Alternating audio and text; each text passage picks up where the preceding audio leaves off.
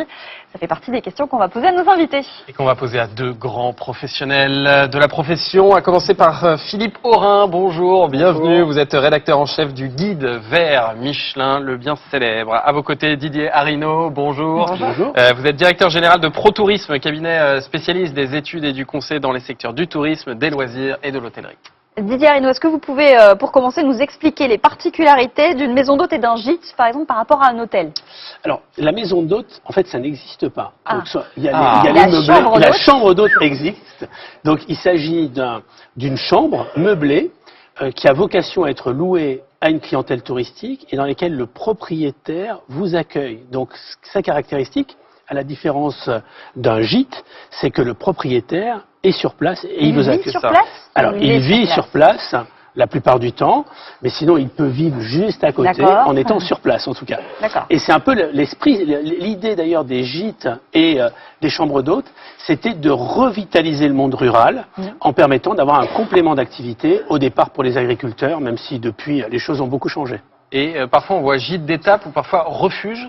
Là, il y a une différence entre les deux là aussi? Oui, il y a à peu près 3200 gîtes qui sont en fait dédiés plus particulièrement aux activités de nature, donc aussi bien de plaine ou de montagne. Il y en a d'ailleurs à peu près 800 qui sont sur les frontières et qu'on répertorie parfois dans les guides pour ceux qui font des itinéraires de randonnée. Oui, et on peut y rester plus d'une nuit ou généralement oui, vraiment on peut y rester plus d'une nuit, mais bon, parfois le confort est assez sommaire, c'est assez sommaire, et puis souvent il y a des réservations, donc il y a la queue, donc il faut laisser la place aux randonneurs suivants. Et oui, bien sûr. Ça n'existe pas le gîte de luxe? Ah bah si. Si, vous avez des gîtes 5 épis, vous avez des maisons, des hôtels particuliers. Pas des gîtes d'étape, le gîte d'étape de luxe, c'est ça. Ouais. Alors on va revenir sur les gîtes tout à l'heure, mais on va rester un peu sur les chambres d'hôtes pour commencer. Il y a donc aujourd'hui près de 23 000 chambres d'hôtes en France, quasi inexistantes il y a encore 20 ans. Ces formules d'hébergement chez l'habitant ne cessent de monter en gamme et séduisent de plus en plus de touristes, y compris ceux qui avaient l'habitude d'aller à l'hôtel. Alors à quoi ressemblent ces chambres d'hôtes aujourd'hui? C'est ce qu'on va découvrir avec Bérénice Lemestre et Geoffrey Larosa. Nous sommes à Gerberoy dans l'Oise, l'un des plus beaux villages de France. C'est ici que Cécile et son mari ont ouvert des chambres d'hôtes il y a 17 ans. 5 chambres individuelles avec celles de 20 privées, de 72 à 133 € la nuit. Car contrairement aux hôtels, leur nombre est limité. La chambre d'hôte a vraiment une obligation au niveau du maximum de chambres à pouvoir créer chez soi. Donc on est limité à 5 chambres maximum et on ne peut pas dépasser 15 personnes. En termes de décoration, elles sont peu personnalisées pour s'adapter au goût du plus grand nombre. Alors moi, dans la décoration, ce que j'aime, c'est et la sobriété et en même temps la chaleur. J'aime bien donc les couleurs qui passent pour tout le monde, avec le blanc, le taupe, le chanvre. Lorsqu'elle a ouvert, Cécile s'était rapprochée de l'association Gîtes de France pour être conseillée et suivie dans son projet. Désormais, elle est labellisée pour 4 ans. C'est un peu la même classification au niveau hôtelière, sauf que c'est pas des étoiles, c'est des épis. Sur Gîtes de France, ça va de 1 épi à 5 épis pour le grand luxe. Il y a une montée en gamme sur le marché, due un petit peu à la pression de la clientèle qui aime aussi l'hôtellerie. Et du coup, les chambres d'hôtes ont dû aussi s'adapter. Selon les chambres, elle a obtenu 3 ou 4 épis. Dans la charte 3 épis Gîtes de France, ça nous impose d'avoir un minimum de surface chambre. En général, c'est entre 12 et 15 mètres carrés, on va dire. Un minimum de surface salle de bain. Une prestation meuble de caractère obligatoire. Également des critères au niveau de la literie. Hauteur de lit, hauteur de matelas. Le couple a également créé cette suite dans une ancienne chapelle pour 133 € la nuit, signe d'une montée en gamme. L'objectif, c'était de faire une chambre familiale plus que de chercher une chambre luxueuse, puisqu'on n'avait pas la demande au niveau de la clientèle. Et puis finalement, ça s'est fait tout seul. Nous, on a eu la chance d'avoir un tournage cinématographique l'année dernière sur le film Le Retour du héros. Et dans cette chambre, on a eu la chance d'accueillir Jean Dujardin. Mais pour Cécile, il faut respecter les codes de la chambre d'hôte. Pour moi, principalement, c'est déjà vivre chez l'habitant. Donc il faut vraiment être dans la maison des propriétaires, sentir qu'on est chez les propriétaires. Et après, la table. Je ne dérogerai jamais au fait de dire qu'il faut une grande tablée et que tout le monde mange ensemble. Cali et Philippe, originaires de Belgique, viennent se reposer et découvrir le village le temps d'un week-end. Je choisis surtout une chambre d'hôte parce que c'est un peu plus intime. Plusieurs soirs par semaine, ils font aussi table d'hôte. D'autant que cette chambre d'hôte est la seule du village.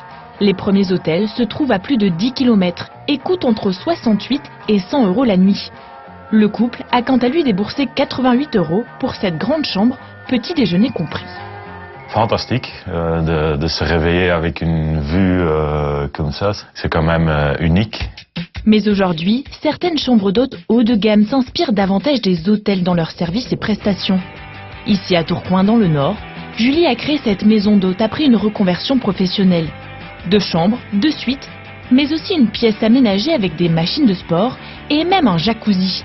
Pour un tarif allant de 130 à 200 €, mais avec une décoration plus personnalisée qu'un hôtel classique.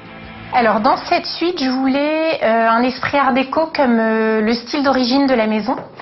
Donc on retrouve un papier peint très géométrique, donc vraiment lié à l'art déco. On a fait faire du mobilier sur mesure art déco par un designer belge. Œuvre d'art, mobilier sur mesure, des pièces choisies avec soin. Les chambres ont des décorations différentes, loin de la standardisation des chaînes hôtelières. Et pourtant, elles en ont le confort avec tout un tas de petits détails qui font écho au code de l'hôtellerie de luxe. Pour moi, c'était très important d'avoir une machine à café expresso, du thé, de l'eau, des petites friandises pour nos hôtes. Comme autre code de l'hôtellerie, on a les peignoirs de bain et on a également les petits chaussons. Pour moi, c'est vraiment un accessoire de l'hôtellerie, mais qui est très important pour le confort. Et comme dans un hôtel, Julie fait appel à une femme de ménage pour l'aider. Si je n'avais pas le temps de finir une chambre, ce serait catastrophique. Donc au moins, elle est là tous les jours. Et tous les jours, elle va remettre vraiment au carré toutes les chambres. Et pour moi, c'est indispensable parce que dans ce niveau de gamme-là, on n'a pas droit du tout à l'erreur. Il faut qu'au niveau de l'hygiène et de la présentation, tout soit nickel. Bien que la réglementation soit allégée, elle est également prudente vis-à-vis de la sécurité et a donc installé des extincteurs et des alarmes incendie. Ce soir, la chambre d'hôte affiche complet. Vous allez bien? Ces professionnels en déplacement viennent régulièrement et ils vont passer toute la semaine ici. Quand vous êtes dans un hôtel avec énormément de chambres, vous avez un passage incessant jusqu'à 23 h et à partir de 6 h du matin. Et ici, du fait aussi que ça soit une chambre d'hôte où il y a 4 chambres, on a une vraie impression de quiétude en fait. Un accueil personnalisé, des conseils sur ce qu'il y a à voir dans la région ou les bonnes adresses pour se restaurer, c'est aussi cette convivialité qui séduit les clients. Même en dehors du travail, je voyage énormément à la fois en France et à l'étranger. Et effectivement, je recherche plutôt des chambres d'hôtes et avec du charme. D'ailleurs, ici aussi, Julie a conservé l'incontournable code de la chambre d'hôte, la tablée pour le petit déjeuner avec des produits faits maison. Alors Didier Arinaud, il y a 8 hôtels qui ferment chaque semaine en France. Est-ce que la faute est aux chambres d'hôtes qu'on vient de voir là? Pas du tout. La faute, c'est la désertification de bon nombre de nos territoires. Et c'est plutôt en espace rural que les hôtels ferment, alors que, à contrario, ils se développent dans les grandes villes. Et c'est ce décalage qu'il y a. Et d'ailleurs, on voit bien que les chambres d'hôtes ont tendance de plus en plus à se développer aussi dans les métropoles. Et les chambres d'hôtes ont été une belle alternative, d'ailleurs, dans certains territoires, pour avoir un hébergement confortable, sachant que les hôtels ont disparu et continuent de disparaître de plus en plus. Mais ce qu'il faut savoir, c'est que un territoire qui n'a pas d'hôtel est un territoire qui ne peut pas se développer, à la fois touristiquement, mais aussi économiquement. Ah oui. Et donc, dans certains cas de figure, ça a été un moyen de conserver de l'hébergement. Philippe Orin, c'est difficile aujourd'hui de distinguer les chambres d'hôtes des hôtels. On a un peu l'impression qu'il y a une standardisation. On l'a vu, là, la deuxième chambre d'hôte était vraiment digne des services d'un hôtel. Est-ce qu'on peut trouver encore facilement des vraies chambres d'hôtes ? On trouve toujours des vraies chambres d'hôtes à partir du moment où il y a un accueil personnalisé. Même si les chambres d'hôtes sont de plus en plus sophistiquées, et c'est une bonne chose parce qu'il y a une certaine montée en gamme pour un prix relativement modique, autour de 90 € la nuit, ce qui est quand même plutôt avantageux. Dès que vous avez un accueil personnalisé, que vous avez des conseils, tout de suite, il y a quelque chose qui rappelle l'esprit des années 2000, des chambres où on était content d'échapper à la standardisation de la chaîne d'hôtels. Il y a Mickaël qui nous dit j'ai une fois été dans une chambre d'hôte, mais les propriétaires n'étaient quasiment jamais là pour la convivialité. On repassera. C'est ce que recherchent les gens en général quand ils vont dans les chambres d'hôtes, c'est cette convivialité et qui a tendance à disparaître. Alors petit à petit, on voit une évolution, c'est-à-dire que les clientèles touristiques veulent d'abord être reconnues et avoir une bonne qualité de service. Et donc dans ce cadre, la convivialité en fait partie, mais aussi ceux qui veulent être dans une chambre d'hôte sont forcément qu'on vienne prendre le petit déjeuner avec tout le monde prendre le petit déjeuner. Donc on voit que les besoins des clientèles sont un peu contradictoires. Ce qui est certain, c'est qu'on voit bien la volonté d'avoir un service personnalisé, et souvent d'ailleurs dans ce qui est dit, et notamment dans ce reportage, c'est le fait d'être pris en compte en tant qu'individu et de ne pas être dans une standardisation. Mais ce qui fait la différence, qu'on soit un hôtel ou une chambre d'hôte, c'est en fait l'expérience. Ce que veulent les clients, c'est vivre une expérience, faire waouh, parce que la décoration est belle, parce qu'il y a une qualité d'accueil, parce que le lieu, parce que c'est original. Et en fait, on est tous en quête d'expériences un petit peu différentes, de choses que l'on racontera, que l'on emporte avec soi. En fait, tous ces hébergements, ils participent à la construction de nos souvenirs. Avec une clientèle de plus en plus exigeante aussi, et notamment sur les chambres d'hôtes, ça peut paraître un peu paradoxal parce qu'on se dit qu'on est chez des particuliers qui finalement permettent d'entrer chez eux aussi, mais en même temps on veut aussi des qualités en service hôtelier. Donc, la qualité du service hôtelier est importante. Là tout à l'heure on parlait de la présence, de l'omniprésence ou non du propriétaire. Il nous est arrivé chez Michelin de recevoir des courriers où finalement la maison était réservée aux hôtes et puis le propriétaire habitait à 50 mètres. Et une dame s'est retrouvée toute seule dans la grande maison et avait eu très peur. Donc vous voyez qu'en termes d'accueil, et alors vous revoyez la propriétaire le lendemain matin au petit déjeuner. Après, bon, si elle est agréable et sympathique, pourquoi pas, mais chez certaines personnes, ça peut être gênant, alors que l'hôtel peut encore rassurer. Et ça veut dire que la chambre d'hôte, il n'y a pas vraiment de profil particulier, de clients de chambre d'hôte? Si, il y a quand même. Ah oui. Non, vous diriez quoi alors? Ce sont des clients qui veulent quand même aller à la rencontre de leurs hôtes et des territoires. Ça, c'est quelque chose de fort. C'est-à-dire qu'il y a une dimension qui est une dimension de patrimoine, de culture, de rencontre qui est beaucoup plus fort. Et puis, ce sont souvent des clientèles qui ne sont pas avec un niveau de surexigence. Ils veulent de la qualité, ils veulent du confort, mais ils n'attendent pas non plus des standards de l'hôtellerie internationale. Ce qu'ils veulent, c'est une vraie rencontre. Et c'est pour cela d'ailleurs que les chambres d'hôtes se sont d'abord développées en espace rural, parce que c'était un bon moyen de découvrir, d'être dans ce que l'on appelle le slow tourisme, ce tourisme un peu doux et qui permet la rencontre. Et on prend son temps. On a vu dans le reportage une chambre d'hôte qui ressemblait quand même pas mal à un hôtel. Il y a aussi l'inverse, l'hôtel qui ressemble un peu à des chambres d'hôtes. On a une question de Monique qui nous dit « Ma fille m'a parlé de boutique-hôtel ». Je n'ai pas vraiment compris de quoi il s'agissait. Ce sont des tout petits hôtels, c'est ça ? Oui, les boutiques hôtels, le concept était né en Amérique du Nord dans les années 80 en réponse à cette standardisation. Et maintenant même, on trouve aux États-Unis des boutiques hôtels qui ont 200 chambres. Mais en France, nous, on avait des hôtels de charme déjà. Ça existait déjà. Ça veut pas du tout dire qu'on a des magasins dans l'hôtel ou qu'on est à côté d'un centre commercial. Vous pouvez avoir des hôtels avec des petits concept stores qui vont vous proposer des produits, soit des produits fabriqués par des artisans locaux ou des produits de bouche, mais vous allez plutôt trouver une ambiance un peu comme sur votre studio, où on se sent bien avec de la pierre apparente. Je pense à un hôtel dans le 11e, le Fabrique, qui est un hôtel plutôt très design. Bon, c'est ça maintenant. Ça veut dire des hôtels qui vont être très travaillés en termes de design, d'esthétique, c'est ça qui vont être oui, là il y a une recherche très vraiment différente des autres, même où chaque chambre peut être différente l'une de l'autre, c'est ça? Il y a pas systématiquement, mais souvent des chambres différentes pour inciter les gens à venir et à revenir. Vous nous citez un exemple parisien, ça veut dire que c'est un concept plutôt urbain, les boutiques hôtels, ou on en trouve un peu partout? On en trouve partout, mais au départ, effectivement, ils se sont développés dans les villes, notamment parce que ça permettait aussi d'avoir des unités un peu moins grandes, avec des gens qui étaient des passionnés d'ailleurs de l'hôtellerie. Mais on peut retrouver, il y a un exemple à Uzer, je pense, un boutique hôtel qui s'appelle l'Hôtel Joyeux de Maubec, qui est un des mieux notés en France, et c'était quelqu'un qui a osé quand même aller investir comme ça en Corrèze, en créant une ambiance, et on est vraiment dans tous les standards de l'hôtellerie haut de gamme, et en même temps avec un esprit qui est un esprit assez proche d'ailleurs de la chambre d'hôte, de la rencontre avec le propriétaire, avec les propriétaires.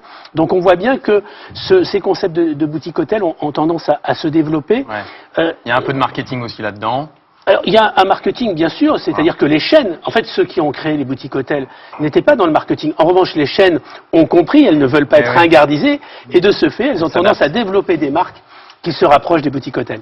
Oui, Victoire. De toute façon, maintenant, je crois que la standardisation, tout le monde va en sortir, finalement, parce qu'on dit toujours, oui, les hôtels, c'est toujours pareil, mais par exemple, des chaînes comme Ibis, c'est des hôtels plutôt économiques, d'entrée de gamme. Ah oui, là, on se dit, c'est standard. Et ben, eux aussi, finalement, ils ont décidé d'un peu de renouveler tout ça. Chez Ibis, par exemple, ils ont travaillé avec des cabinets d'architectes au Brésil, en Thaïlande, en Autriche, et du coup, après, chaque franchise va piocher dans cette boîte à outils pour proposer quelque chose de plus personnel. Ah, donc chaque hôtel sera différent. Mais du coup, ça va encore plus loin. Ils disent qu'ils vont... Alors voilà, c'est ce qu'ils racontent. Il faut voir sur place comment ça se passait. Mais ils vont faire appel à des jeunes talents pour proposer des concerts. Ils vont revoir l'aspect aussi restauration. Il n'y a pas qu'Ibis. Kyriad, c'est pareil. Et Kyriad annonce l'ouverture d'un certain nombre d'hôtels, comme vous disiez, dans les villes, dans l'ensemble de villes françaises, parce que c'est beaucoup en ville que ça se passe, avec vraiment standard, on n'en veut plus. Maintenant, c'est vraiment la personnalisation. C'est vraiment le maître mot, quoi. On va voir ça. Question de Gilles maintenant. Les hôtels ont leurs étoiles, mais comment sont notées les chambres d'hôtes, Didier Regnault? Alors, les chambres d'hôtes, il n'y a pas de classement en termes d'étoiles pour les chambres d'hôtes. Elles peuvent exister pour les meublés de tourisme, notamment pour ce qu'on dit, on dit les gîtes, mais en fait, souvent, ce sont des labels. Et ce sont les labels qui classent, que ce soit Clé Vacances ou que ce soit Gîtes de France. Donc, il n'y a pas véritablement de classement pour les chambres d'hôtes, sauf que ce sont les labels eux-mêmes qui classent, qui donnent un nombre d'épis ou un nombre de fleurs ou un nombre...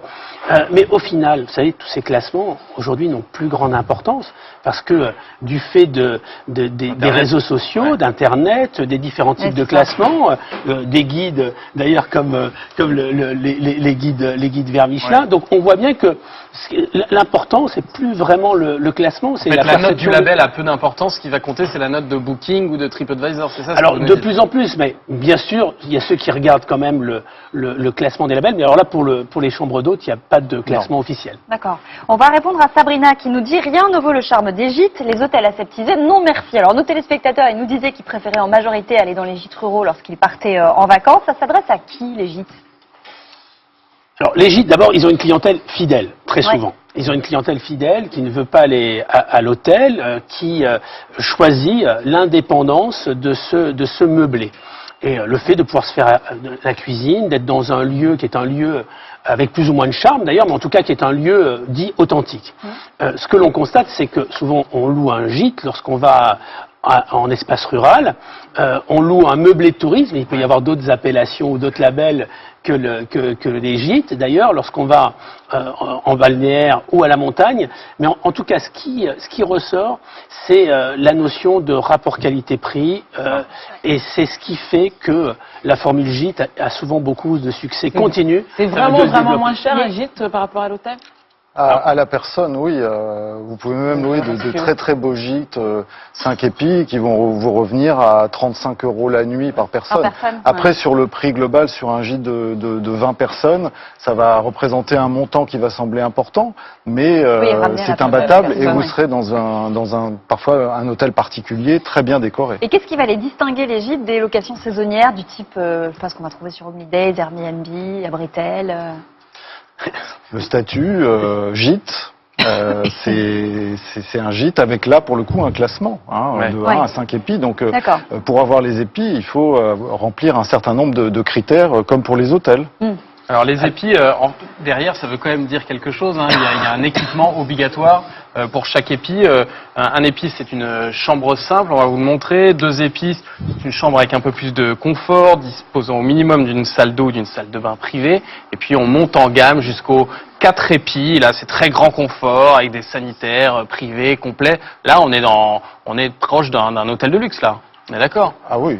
Oui, ou d'une très belle chambre d'hôte. D'une très belle chambre d'hôte. Donc on va trouver vraiment, il y en aura pour tous les goûts. Et là, on a les pieds, mais ça peut être des fleurs, comme vous nous disiez tout à l'heure, selon les classements. Et puis une question de Clément qui nous dit, l'été dernier, je me suis rendue dans un gîte pour le moins insolite parce que c'était un tipi. On en voit de plus en plus, ces logements insolites. Il y a même des yourtes, il y a des choses comme ça. Des cabanes dans les arbres. C'est le glamorous camping, comme disaient les Américains, le glamping. Donc des tipis. Je suis allé dans un tipi récemment en Charente, à Ranville-Broyot. Et c'est une très belle expérience à vivre en famille. Et souvent dans des endroits qui peuvent être assez reculés. Donc les propriétaires mettent en place des animations, voire dans le cas que je vous citais, ils ont créé un petit étang qu'ils appellent la mer. Parce que la mer est quand même loin, elle est à 100 km et la Charente est loin, donc comme ça permet aux gens de se baigner. Il y a aussi le développement d'ailleurs des chalets, donc on voit l'hybridation. Donc ça peut être une appellation camping de l'hôtellerie de plein air, et pourtant on a de l'hébergement insolite, y compris en hiver pour aller skier. Il y a un endroit dans les Vosges qui s'appelle le domaine de Champé, où c'est absolument incroyable. Vous êtes à côté des stations, vous avez un vrai restaurant, et en même temps vous logez dans des chalets ou dans des hébergements atypiques. Donc on voit bien cette hybridation, et derrière l'intitulé, que ce soit chambre d'hôte, chalet, gîte, on a des choses écologes, on a des choses extrêmement différentes, et c'est là que la force des marques, parce que Gîtes de France c'est une marque qui sélectionne au travers d'un certain nombre de critères, ou des marques pour des villages de vacances ou des campings comme Sunelia. Il y a des marques comme ça qui prennent le pas parce qu'elles garantissent la qualité. Vous nous avez donné pas mal d'idées pour nos prochaines vacances. Pour ceux qui veulent en trouver d'autres, on vous envoie vers les guides Michelin, les guides verts. Merci beaucoup en tout cas à tous les deux d'être venus sur ce plateau. Merci à Judith Barcessa qui nous a aidé à préparer ce dossier. Dans une minute, on répond à tous vos cas pratiques avec nos spécialistes affûtés. Mais d'abord, on va déguster le repas des Césars.